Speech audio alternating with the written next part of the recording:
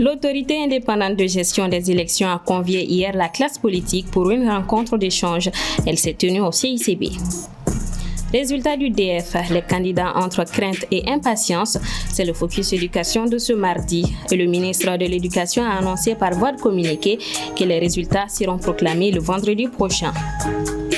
Puis nous irons au Rwanda où Paul Kagame a été réélu avec 99,15% des voix.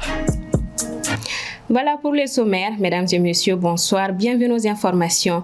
Le président de la transition, le colonel Assimi Goïta, a lancé ce matin les travaux d'aménagement urbain de la route nationale numéro 27 reliant Bamako et Koulikoro.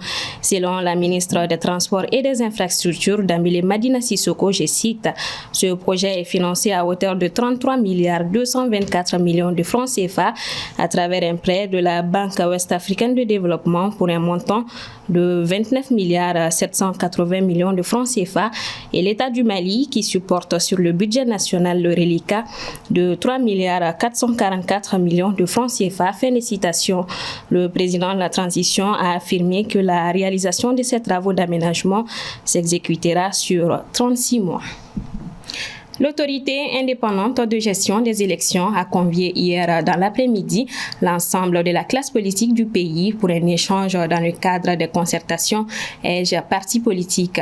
La rencontre s'est déroulée au CICB. Diana Bassamaki. Les autorités de la transition avaient suspendu début avril par décret les activités des partis politiques et des associations à caractère politique.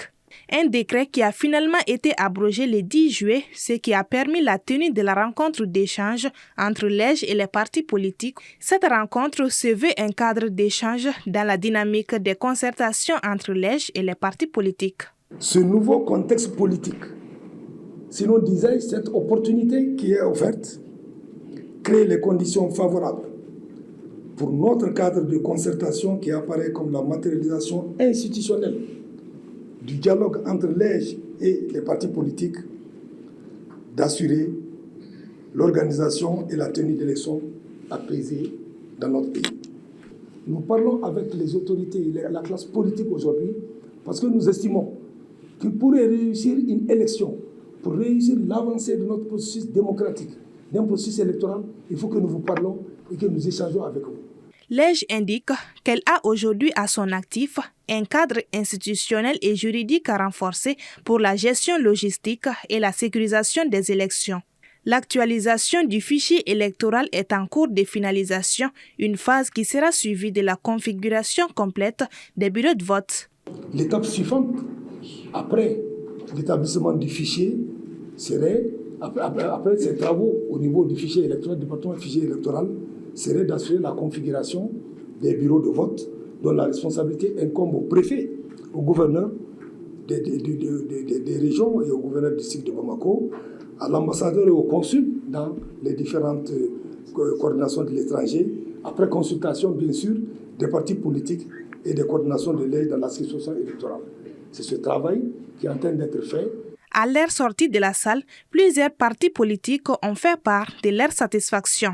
Le cadre de concertation des partis politiques se retrouve aujourd'hui avec l'organe indépendant chargé de la gestion des élections. Et comme vous le savez, les partis politiques sont créés pour la conquête du pouvoir, donc pour aller aux élections, leur travail essentiel c'est l'élection. Il faut dire qu'aujourd'hui nous sommes dans une réunion qui concerne essentiellement et fondamentalement notre mission, celle d'aller à des élections, celle d'aller à la conquête du pouvoir. En tout cas, à travers le discours qui a été lu par le président, notamment les avancées en termes d'infrastructures, en termes de fichiers électoraux, peut nous rassurer que très rapidement, nous allons avoir un calendrier pour les élections. En tout cas, on est rassurant, on a confiance à l'EJ et on verra bien ce que ça va donner. Donc, je pense que cette rencontre était nécessaire et ça nous a mis en confiance en tant que parti politique, parce que les partis politiques, l'objet, c'est de faire les élections et de les gagner.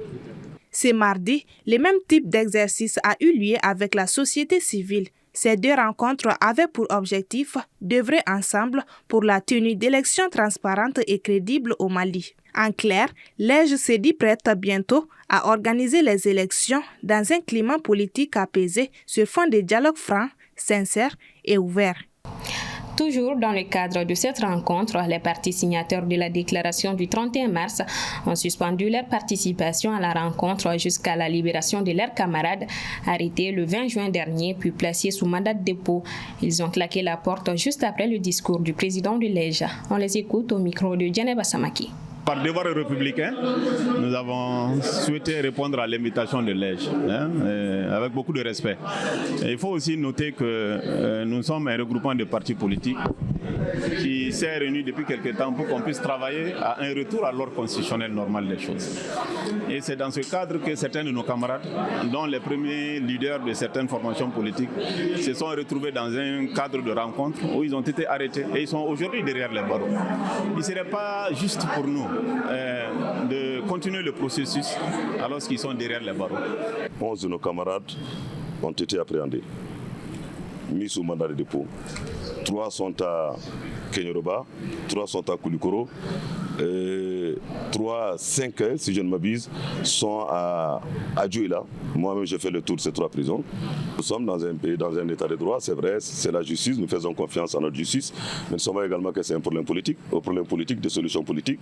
De demander aux autorités l'abandon pur et simple de leur poursuite contre nos 11 camarades. Parce que nous pensons que sans leur participation, ce sont des représentants de grands partis politiques du Mali, tels que l'ADEMA, tels que le RPM, tels que l'ASMA, etc.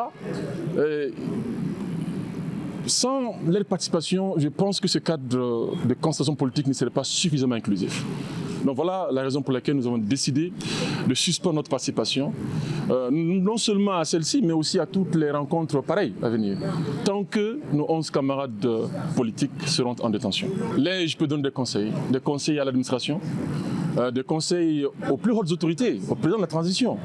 Parce que l'EJ a intérêt à ce que le travail qu'il est amené à faire soit un travail de qualité, soit un travail accepté de tous les acteurs politiques, soit un travail salué de toutes parts.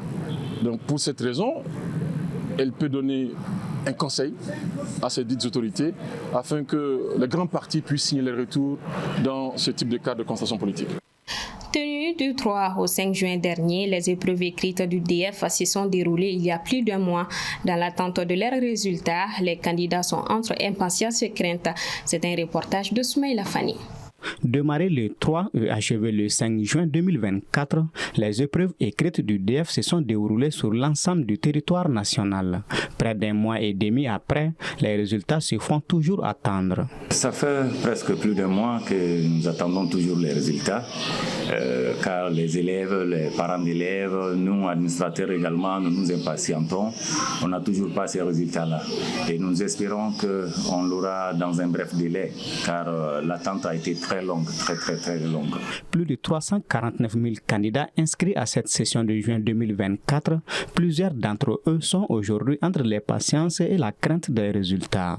Pour cette année, je ne suis pas inquiète parce que je sais que j'ai beaucoup travaillé. Mais les résultats tardent à sortir. C'est ce qui m'inquiète un peu. Je suis inquiet à cause de la longue attente du résultat, mais je sais que j'ai très bien travaillé. Depuis un mois après la fin des épreuves déjà, des rumeurs sur la proclamation de ces résultats circulent pratiquement tous les week-ends et agacent les administrateurs scolaires. On est confronté souvent à des rumeurs, surtout la semaine passée, le samedi passé, il y a eu des rumeurs que les résultats vont paraître. Certains parents même appellent pour dire que les résultats sont en train de paraître. Nous leur disons que nous, on n'a pas été appelés, nous ne sommes pas au courant de ça d'abord. Donc, ce sont des fausses rumeurs en réalité. Bon, ces fausses rumeurs généralement sont favorisées par le retard de la proclamation maintenant des résultats. Même si on pouvait faire un communiqué, ça pouvait rassurer les gens, dire que les résultats vont paraître tel jour, même si c'est 2 semaines, 1 semaine après. Donc au moins ça peut soulager les gens et ça peut éviter ces fausses rumeurs. En attendant la proclamation de ces résultats, qui pourrait avoir lieu cette semaine selon certaines sources, les candidats vont continuer à prendre leur mal en patience. Comme vous l'avez entendu à la fin du reportage, le ministère de l'Éducation a confirmé la proclamation des résultats pour ce vendredi 19 juillet à 10h. Justice. Moussadi Zégué Diara, le confectionnaire de drones civils, a été condamné à 1 an de prison avec sursis hier lundi 15 juillet par le tribunal anti-cybercriminalité du Mali. Il n'est pas le seul à avoir été condamné. Son compagnon du nom de Aliou Traoré écope également la même peine. Pour rappel, les faits remontent à mai dernier où les 2 hommes avaient été arrêtés pour usurpation d'identité numérique, diffusion de fausses nouvelles, diffamation et troubles à l'ordre public, lesquelles accusations avaient été portées par le comité des hauts responsables des autorités dans les régions du centre et du Mali. Cette décision permet donc à Zégué et Traoré de retrouver leur liberté immédiatement après plus de 2 mois de détention. Au Rwanda, le président sortant Paul Kagame remporte sans surprise les élections avec une majorité écrasante de 99,15% des voix. C'est la 4e fois que les Rwandais élisent à la majorité écrasante celui qui est considéré comme l'homme fort du pays depuis 2000. Aminata Keita. Les résultats du scrutin de ce lundi 15 juillet ont offert au président Paul Kagame une majorité écrasante de 89,15% des voix sur 79% des bulletins dépouillés. Paul Kagame au pouvoir depuis 2000 voit ainsi son mandat prolongé pour les 5 prochaines années au Rwanda. Cyo numva nifuza perezida wacu azatugezaho nkuko n'ubusanzwe hari byinshi yamaze kutugezaho. Numva nifuza ko yakomereza ku byo yakoze tugakomeza nk'abanyarwanda tugakomeza gutera imbere muri byinshi. Hari byinshi yatugejejeho icyambere yego navuga byinshi nk'abagore twahawe ijambo nta jambo abagore twagiraga. Quant à ses adversaires, à savoir le leader du parti d'opposition Frank Habineza et l'indépendant Philippe Mpayimana, ils ont obtenu respectivement 0,53% et 0,32% des voix selon les résultats partiels annoncés par la commission électorale. Les figures historiques de l'opposition rwandaise, Victoire Ingabire ou encore Diane Rwigara, n'ont pas pu se présenter. La justice a rejeté la demande de restauration des droits civiques de Victoire Ingabire dont elle avait été déchue avec sa condamnation en 2013 à 15 ans de prison pour minimisation du génocide, même si elle a été libérée en 2018. Quant à Diane Rwigara, sa candidature a été invalidée par la commission électorale en raison de documents non conformes. Elle avait déjà été écartée de la dernière présidentielle accusée de falsification de documents et arrêtée avant d'être blanchie par la justice en 2018.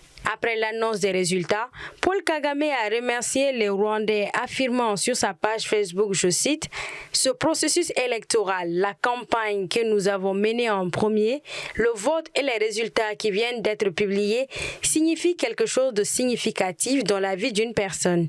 Ils symbolisent la confiance pour laquelle je vous dis merci. » Fin de citation. Âgé de 66 ans, Paul Kagame est l'homme fort du Rwanda depuis qu'il a renversé en juillet 1994 avec la rébellion du FPR, le gouvernement extrémiste Hutu, instigateur du génocide qui a fait, selon l'ONU, plus de 800 000 morts parmi la minorité Tutsi. D'abord vice-président et ministre de la Défense, il est élu président en 2000 par le Parlement après la démission du pasteur Bizimungu. Les élections ont ainsi été organisées en 2003 où il a remporté avec 95,5% des voix, suivi de sa réélection en 2010 avec 93,8% ou encore en 2017 avec 98,79% des voix. Paul Kagame jouit d'une forte popularité pour avoir relevé le pays au sortir du génocide avec une solide croissance de 7,2% de moyenne entre 2012 et 2022, accompagnée d'un développement d'infrastructures et de progrès, notamment dans le domaine de l'éducation et de la santé. Mais son régime est critiqué, notamment à l'étranger, pour son ingérence en République démocratique du Congo, où plusieurs milliers de soldats combattent aux côtés des rebelles du M23, selon un récent rapport de l'ONU. C'est ce qui referme ce 1945. Merci à vous de l'avoir suivi. Le rendez-vous est pris pour demain, même heure, même plateau. Bonsoir à tous.